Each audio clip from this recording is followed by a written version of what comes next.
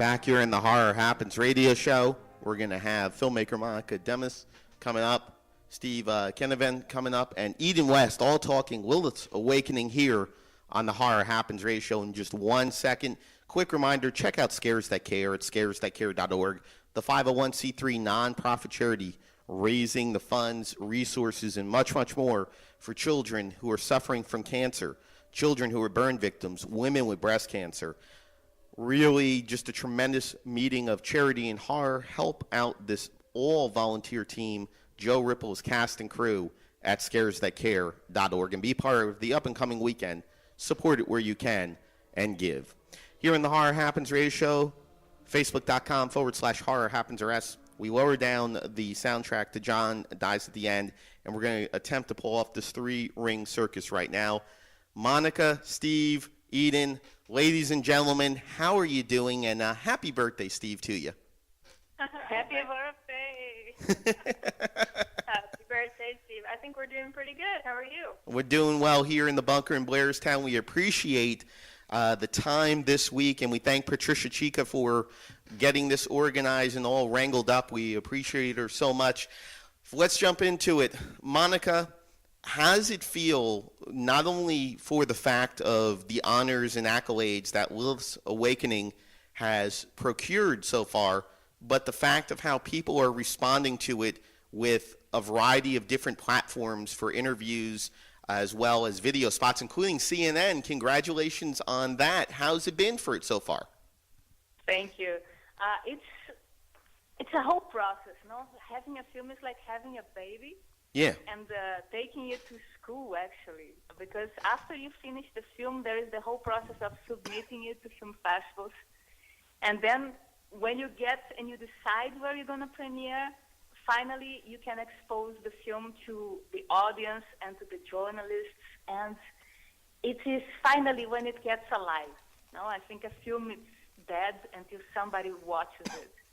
So it's a pleasure to bring it to the world. It's amazing to be able to talk about the film, to make people see the work of my actors, to see the feedback, because it's such an open film. And we have so many different feedbacks on different levels of understanding the film as well. True. It's overwhelming. It's a great moment. It's my first film, so for me it's great. Steve, Eden, how does it feel to be a proud aunt and uncle of this film? Well, when I first met Monica, I knew she was something special. So Nice. I could tell she had great vision of what she wanted to do, and I was very impressed with her as a director, having worked with others. And I just was very happy to be part of it, and very happy to help with the pre-production. I totally agree with that, Steve. And I'm just so proud of Monica. I mean, I have no right to say I'm proud of her. It's not like I made her or anything. But just watched her through this whole process, and she's so inspiring to me because she just never takes no for an answer. And she's so kind while she does it, and such an amazing original creative mind that it was a real pleasure being involved in it in any way I could. You know what, Steve? Hey, thank you. These two guys, they helped me a lot. Huh? If it was not for Steve, for example, I wouldn't have that old gas station in Iowa, the oldest one we got. Wow. You know what? Well, let's throw it to that. And you know, I guess the aspect of the setting for you, Monica. I mean, from Brazil to Iowa. I mean, that's a hell of a trip to do. But you see influences of both in Lilith's Awakening. Really a coming of age story of a woman who is repressed in a dead marriage, one who looks for that fantasy, and once the door opens, there's no stopping her, which is laid over, or I should say is overlaid with the aspect of vampirism, the aspect of fantasy, sexuality. There's so many moving parts with it. But the location, Monica, Iowa really is not the first place I would think for a vampire film. Why go back to your roots for this story, and what does the small town bring to this story for you as a writer and as a filmmaker? To tell you the truth, when I came here, I had an idea of shooting a project that was completely different. But when I started meditating here, I must say that it was the perfect place for me to set a vampire film. Because if you think, well, like the the times of Queen Victoria Yeah. were times of agricultural lands.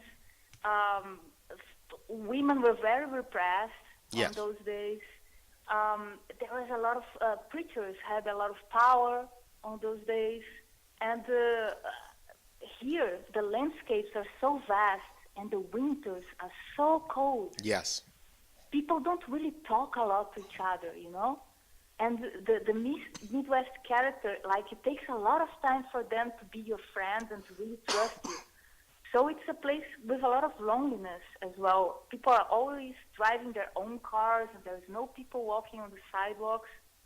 So if it was after staying here and meditating here that I found that I was in the perfect place to rebuild a vampire story, much more than Brazil and Spain, where I lived before, at least, you know? Yeah.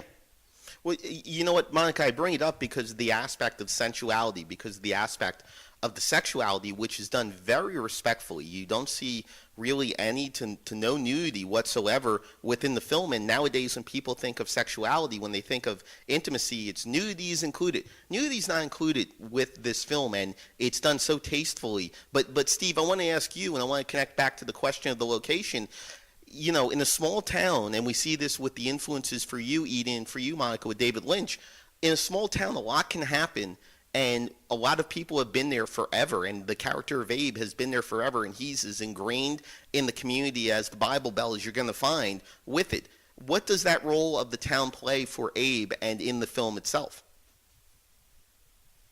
Well, I was actually drawn to this character. I mean, I live here in Iowa. I'm not originally from here. Yeah. But I've been here for decades.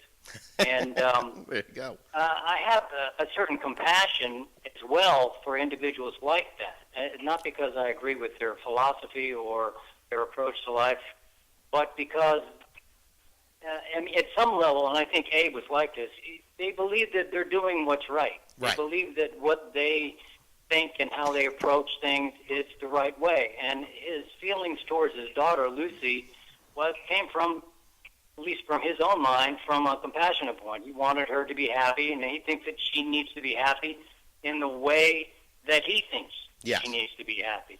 And a part and parcel of that is the religious element, plus, you know, the morality, plus what he's been through in his life. I mean, he's a simple man. He lives in and does a simple job, and he works hard, and that's what sustains him, like the land around sustains many people. And so I could see where he, you know, inhabiting a character. You heard was perfect because it sounded like we were invaded by something. Steve, pick up where you left off talking about Abe's perspective with the small town. Well, I'm not sure where we got cut off, but I guess I can repeat what I said. Go ahead. Well, I said I was drawn to the character because I felt some sort of connection to him here in Iowa, and even on compassion towards him because the way the land shapes people, and he's a simple man working a simple job, and he thinks he's doing what's best for his daughter. He believes in his heart that that's what's best for her, and so he's not trying purposefully to bully her or push her around. Right. He believes in his mind he's trying to help her. And you know, based on his religious beliefs and his morality and just the simple man that he is. He thinks she's in a marriage, she should be happy. She's got Right. a job, she should be happy. You know, take what life gives you. That's right. And enjoy the ride. And you know what, Steve, it's so true because I see that with the generation of my grandparents, and I see the generation a little bit of my father, my mom and my dad. Were unfortunately not like that, but my grandparents definitely were, where they looked at it and they said, you know what, you're getting married, this is X, Y, and Z of what you're supposed to do, and you're not supposed to say a word or anything like that. And that's a fascinating dynamic, Monica, that you bring into it. Just like Eden with you as the policewoman in it, it's an entirely different dynamic and adds a different road into the story with a little bit of a mystery, a little bit of the aspect of finding out who had done it, as well as adding a little bit of tension to it. Eden, playing that kind of role as the policewoman, what was that like, adding that to the story of Lilith's awakening? Well, it was really, really fun. It was more fun than I even thought it was going to be. But as soon as Monica asked me if I wanted to play the policewoman, I was very intrigued she added this part, I believe, you can correct me if I'm wrong, Monica, pretty late in the writing process. Yeah. But when I came on board, I was just ready to do anything, and this character kind of took me over. It was a lot of fun and so different from who I actually am that I had a hard time not feeling kind of like hokey and trying to be genuine. And but also there's this aspect of living in I was born here and growing up in a small town, the small town that we're talking about, and kind of watching the actual police officers around here. And this is probably the most exciting thing that a character like I'm playing in this film has come across. Yeah. Is that aspect where it's like there's this sense of importance that maybe wouldn't even happen in a large city. But what Monica did with making Fairfield, Iowa, like the main character of her film, pretty much, is really beautiful to me because it makes the film what it is in a big way. Monica, let me ask you about the aspect of the black and white, the monochrome. Bring this kind of a film together, and really for a vampire film, usually you look for the aspects of the really lush colors. I mean, in your film, I can see influences of A Girl Walks Home at Night Alone. You can see Christopher Alexander's work. You can see David Lynch's work. You can see the aspect of Stoker, Barbara Steele. There's so many different influences that play into it, but they're all, in essence, color films. Why go with the black and white? What were you hoping to accomplish with it? Since I started thinking about shooting here, I realized the city looked like a place that was lost in time and space. Okay. So I thought that the black and white would give that more power. And also, I thought that the black and white is a declaration of intentions of the filmmaker. Like when you're watching a film and you see the first scene in black and white, the first thing you think is, this is not reality. Yeah. This is not real life. This is a fairy tale. This is a dream we are entering. So it's a kind of a code to speak with the person who's going to watch. Don't expect reality. This is a disturbed fiction, fantasy, dreamland, and the black and white inflicts that to the viewer. And also it reflects the interior mood of Lucy, because the outside, what surrounds her, is really what's going on inside her heart when the story begins.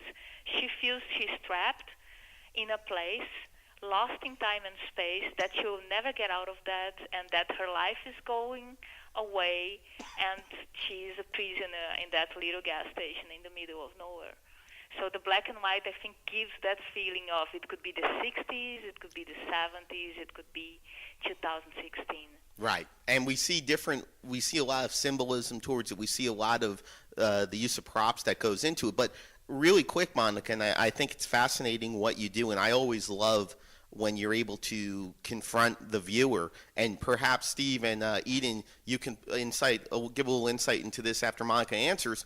But you open up with the question of, have you gone through it? And that right there, more than anything else, Monica, more than the journey that she goes through, I think is perhaps the most impactful part of the film, because automatically you're connecting it to so many different people who are watching this, who in some instance, and this goes across the board for the characters, the three of you, there's a connection to one of these characters. For me, honestly, Monica, I have been there in a lot of these situations. No, I've never bitten anyone. No, I've never sucked blood. So people stop thinking that out there in radio land. But the aspect of fear, the aspect of a dead-end marriage, the aspect of going with your fantasy, it's definitely something that I've done. And to put that question there, to offer those fears and her honesty with it, Monica, that's really powerful and really sets the tone for the film. Can you give a little insight into when you decided to have that as the opening, and why did you go with that?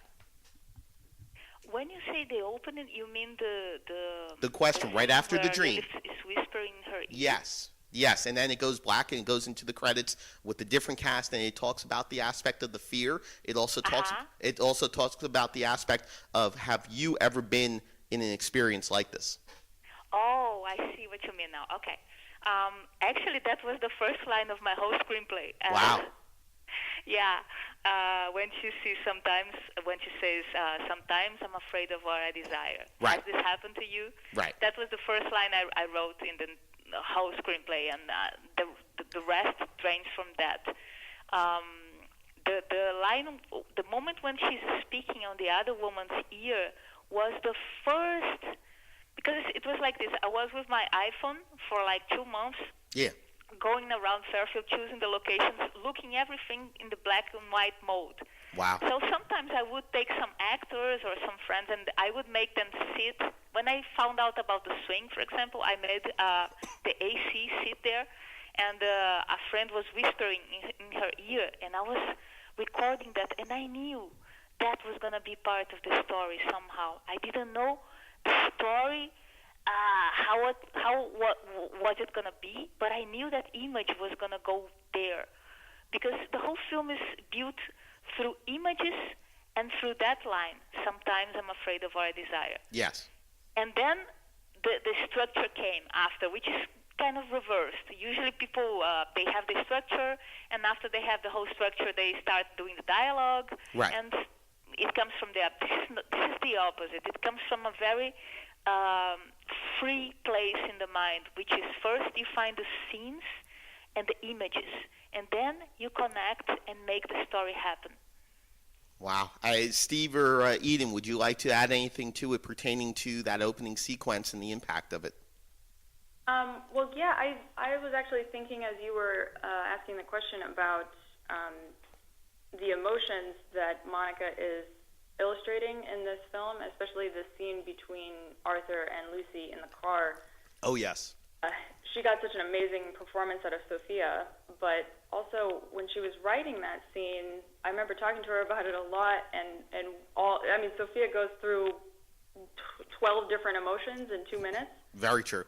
Yes. I think there are a lot of people who aren't going to really understand how the gymnastics that this character is doing in her brain to get from one emotional state to another, but it's so excellently done, and I'm so impressed with Monica's direction in that one, especially. Every time I watch that scene, it's really cool to see how Monica saw this in her head and made it happen when everybody's going well, why would she feel that way? But it just works beautifully.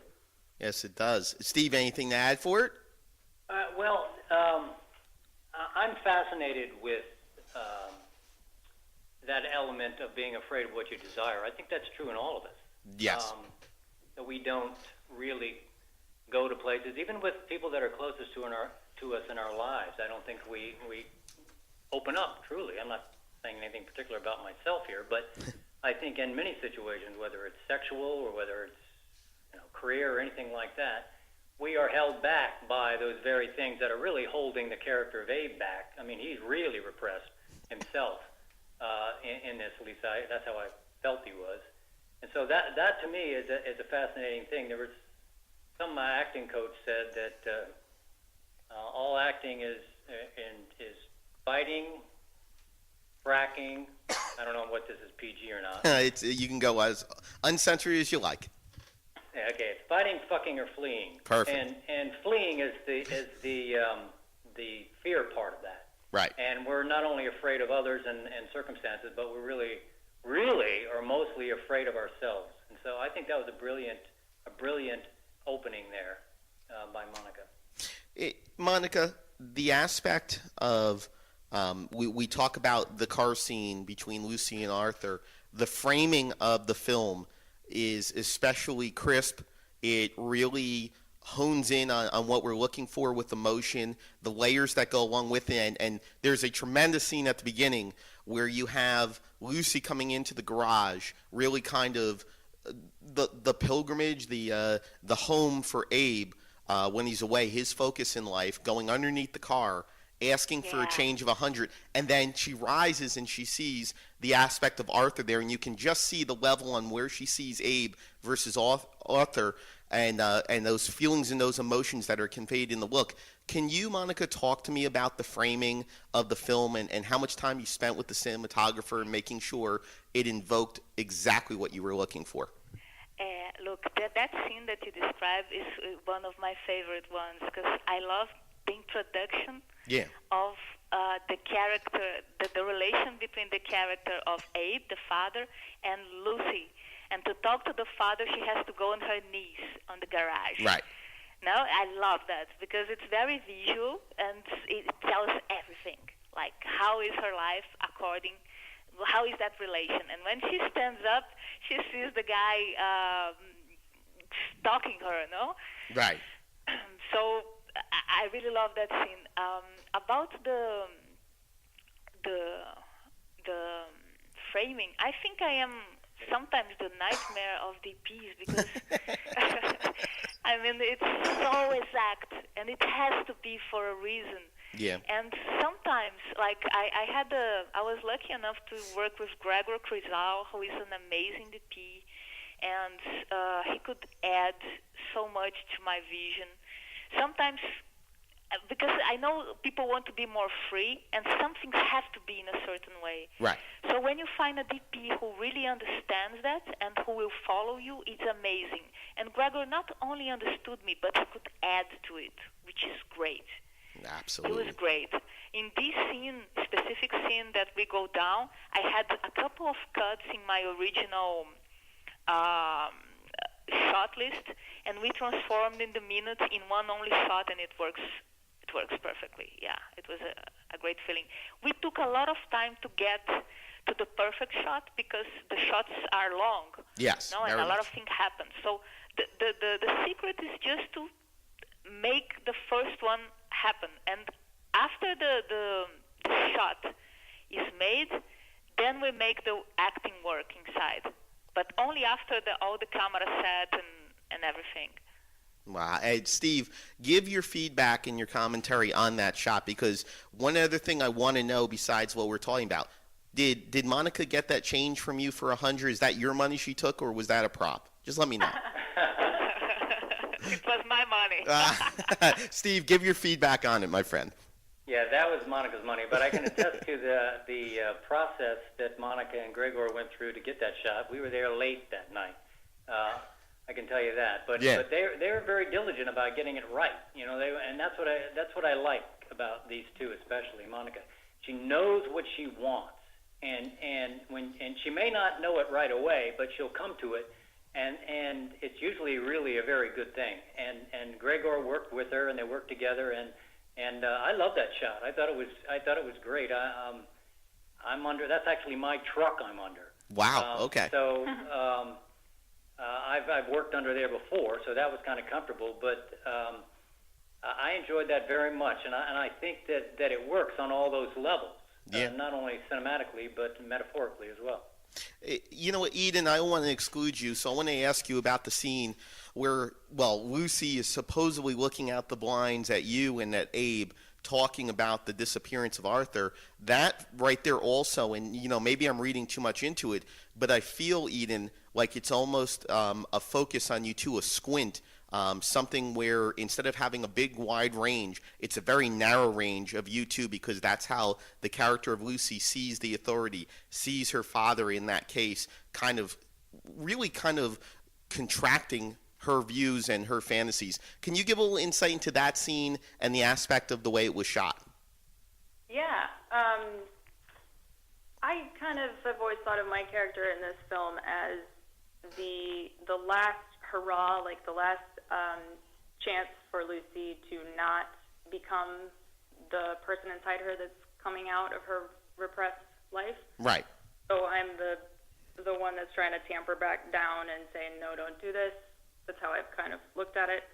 So that scene, I think, was very effective in that me and Abe were together, and she's looking at us through this tiny little slit, and then the rest of the scene plays out. But I think visually it was a perfect way to do it, and I can attest to everything Steve said. Monica's really the best kind of director, because there are a lot of directors who will leave you hanging and just say, yeah, okay, that's good enough, and move on. And there's nothing worse to hear as an actor than good enough, and Monica never settled for good enough. So I she can got tell. exactly what she wanted, and I wish everybody were like that. Monica or Steve, would you either of you like to add on to the aspect of that? That scene was repeated, I think, 45 times, because it's only, we have the shot of Lucy looking, Yes. and then Gregor was making the shot with the reflection of her glasses, and I he love couldn't those glasses. appear in the reflection. And also, we have a cut, and when the character of Eden gets inside the policewoman, it's all one shot. Yeah. So that was one of the most rehearsal shots of the film. And I think the acting of Eden and Sophia there is perfect, because Sophia is kind of funny because she's already transforming and she knows something's wrong. Right. And Eden also, she's smelling that there is something wrong in that gas station. She doesn't know what it is, of course. But I think they were like perfect. Both of them, they were perfect to each other in that scene. I really love that scene. I gotta say, poor. The blinds, right? We tried the blinds in like 16 different positions. Really? Wow. Hey, you know what, Steve? The character of Abe unfortunately finds out what's above the store and stuff like that. What kind of a shot was that? I mean, did that take several takes, or did you really just knock it out in the first one with that kind of raw emotion and shock? When Abe goes up to looks into the vent there, that was actually done in the studio. Oh wow! Okay. They built this. That's Monica's wanting to be perfect. I love it. Yeah. They built this tunnel, for want of a better word, and had the camera moving down there, and we connected that shot with a shot later in the gas station. I have a funny anecdote, maybe. Yeah, go ahead. About what happened with blood in this movie. We ran out of fake blood, and to me, this is the funny part. Anyway, not maybe to Monica, but we ran out of fake blood. And our production designer, Mary Veronica Sweeney, was grabbing stuff from the gas station there that might have been there since the 50s. I don't know. Oh, wow. But she was grabbing barbecue sauce and all kinds of stuff and mixing it together. Yeah. And then when we were using it at one point, Monica wanted me to act in a certain way, perform in a certain way. And the mixture of this fake blood was so toxic. It was vile. The fumes were rising from it, and I couldn't keep my eyes open. Wow. And it was so toxic, it ended up eating a hole in my shirt. Wow. Wow, Monica. So, would you like to speak to the fact of what you expect from your performers on set? Go ahead. I expect perfection. I can tell. By any means necessary, folks. And the two is not perfect, we repeat again and again. Wow. And then they shine. So then let me ask you this, Monica, because we're coming up on, we got about 10 minutes left. The aspect of the sound that goes into this film, because sound and score are obviously one of the top foundations when it comes to the aspect of Lilith's Awakening, because the score really, just like the aspect of really kind of a lead or a compass, the sound and score really kind of directs the scene, because you see so much scenery, you have to deal with so much sound. But are those authentic sounds, Monica, that we're hearing? Are those real screams from the cast and all that because you want perfection? Is that true? I don't hear the cast saying anything. It might be true. The actress Sophia Woodward, she gave her blood to this film. Wow. Remember that scene when she's having blood taken out? Yeah. It's her blood. Wow. Okay. It's not fake. The actors, they were really into it. Awesome. And about the soundtrack, Yeah, David please. Feldman, the musician, when we spoke for the first time, we had a conversation, and it was like this. This film is very visual, so people will feel what you play. Right. And we have to have a perfect connection in order for it to reflect what the character is feeling. And I think David did a great job. In the beginning, he was trying to do something more towards Hitchcock, and I said, no, man, it's more clean, Okay. and at the same time, it's like noisy. And I think he found a perfect combination with that. He comes from a tradition of classical music and jazz, and he did a great job with the soundtrack. The sound design was made in Spain with Amos Blanco, and David was the one who made the sound mix with that, and they both working together, putting that the senses are bigger with the sound mix that he made. Like you can feel when a hand touches the skin of Exactly. Lucy. You can feel when Lilith is walking on the woods. All of that makes the film grow in a sensorial way, as if we were inside Lucy. Because the whole movie, the whole film is seen by Lucy's perspective. So I think that adds to the dreamland, and it makes you experience as if you were inside Lucy's dream. Wow. And you know what, going back to what I was saying before, the scene where Lilith is coming out of the woods, because of the fact that it's shot in black and white, because of the fact that it's so shadowed, you have to listen, and that sound is so, and I like the word sensory for it, but also impactful. It's a compass that leads you through the woods until you see the character Lilith. You see a lot of it. You see the music overlaying the shots on the road, where you have it layered with the eyes. You have it layered with the face as she's traveling down the road. Very much an homage, a wink to Lost Highway, if I'm correct, Monica. Yeah. Yeah, it's well done. It's very well done with it. So you know what? Let me ask this, because we got a few minutes left. Not only the fact, Monica, and Eden and Steve, I want to hear from you also before we go.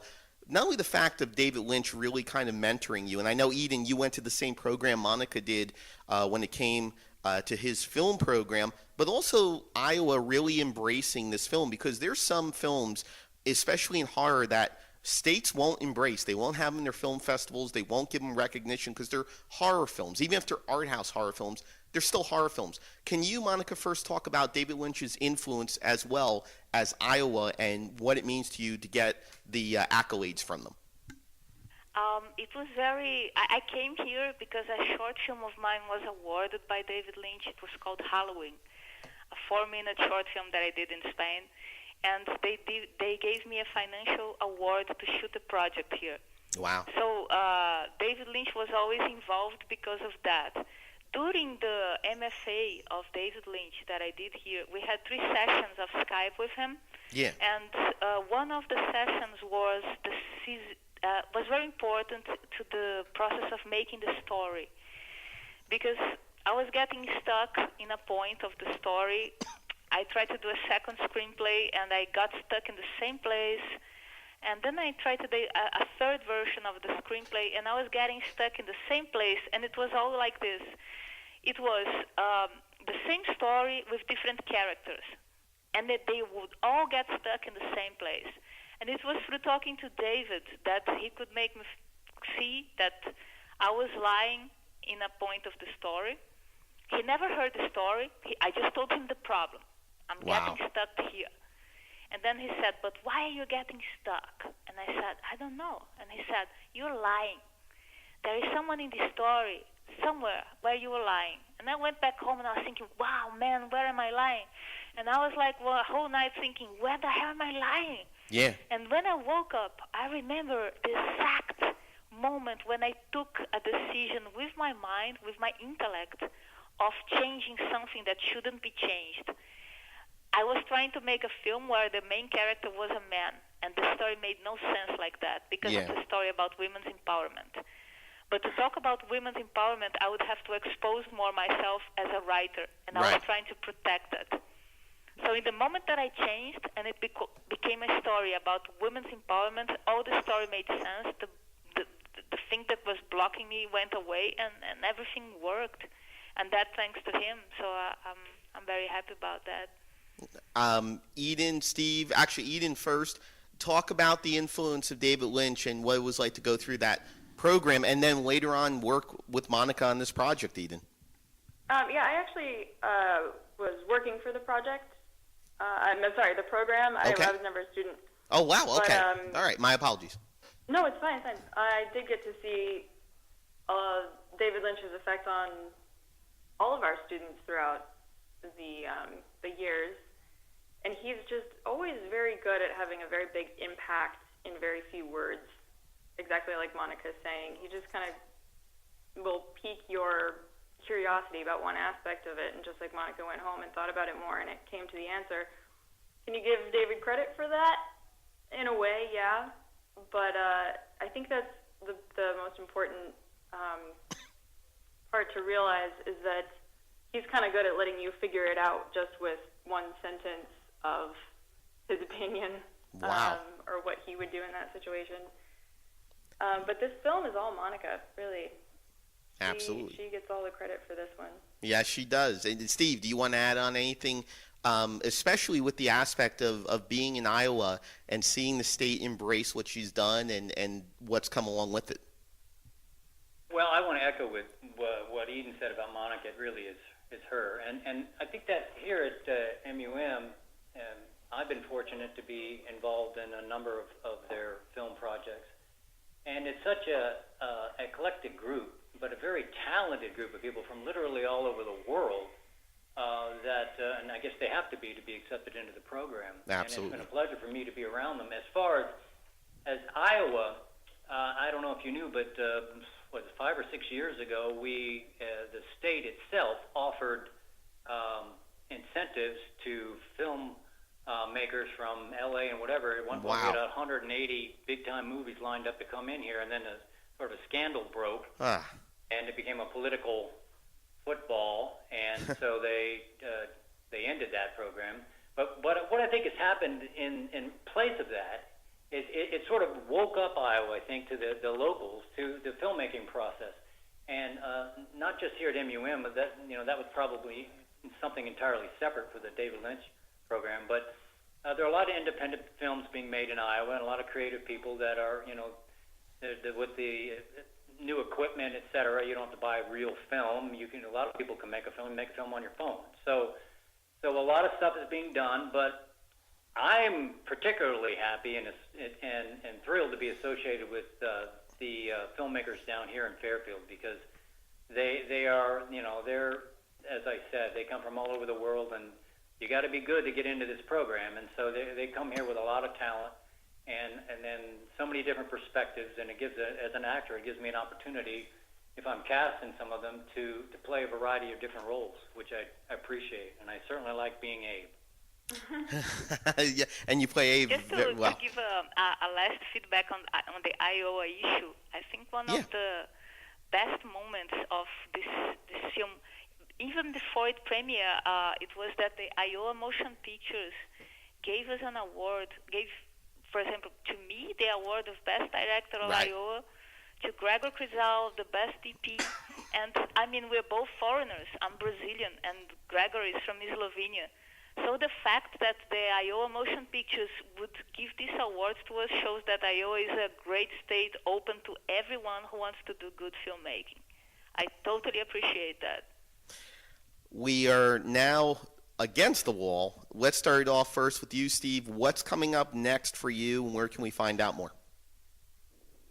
Well, for me, I'm just finishing up a short film of my own that I'm going to be shopping to film festivals. I wrote and directed and acted in, but I'm hopeful that perhaps I'll be part of the new season here at MUM for their, I believe we're going to have a web series, and Eden's sort of in charge of all that, and depending on the casting and characters and things like that, I hope to be a part of that, because it looks to be very interesting.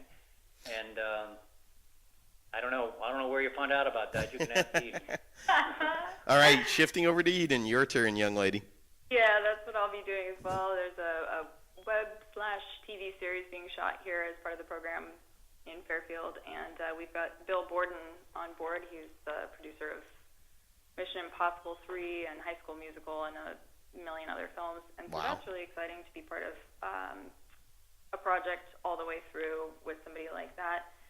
And so we'll see how that goes. And other than that, I'll just be doing my writing and my comedy and helping people make films. Monica, take us home. I'm working on the new thriller that I'm writing. It takes place in a music conservatory. There is one girl obsessed with another girl, and there is a haunting song in her head, and a murder in between them.